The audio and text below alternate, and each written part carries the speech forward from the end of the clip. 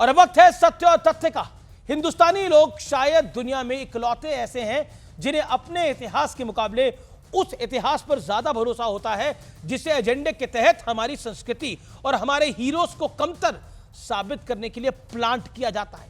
इसलिए हमारे ही लोग औरंगजेब को परोपकारी और हिंदुओं के सबसे बड़े हितैषी बता देते हैं। इसी कड़ी में नया नाम राणा सांगा का जुड़ दिया गया है। लेकिन राणा सांगा के बारे में ऐसी बातें करना तो दूर, सोचना भी पाप से कम नहीं है।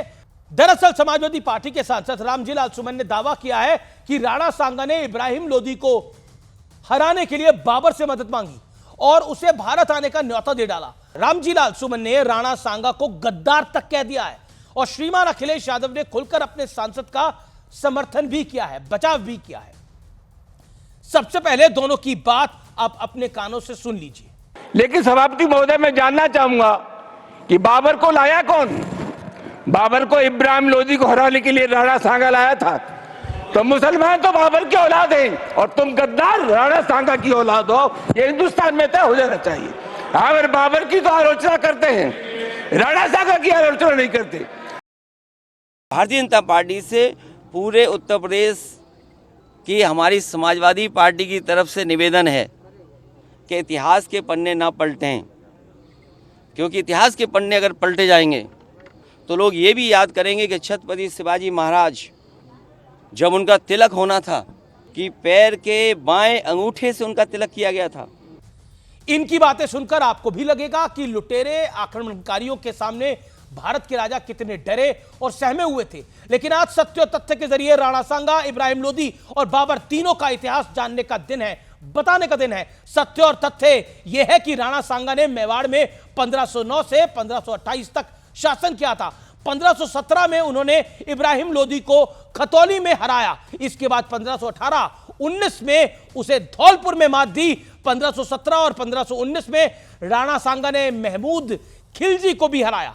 1527 में राणा सांगा ने बयाना में उस बाबर को भी हराया जिसके बारे में कहा जाता है कि राणा सांगा लोदी को हराने के लिए बाबर को भारत लेके आया।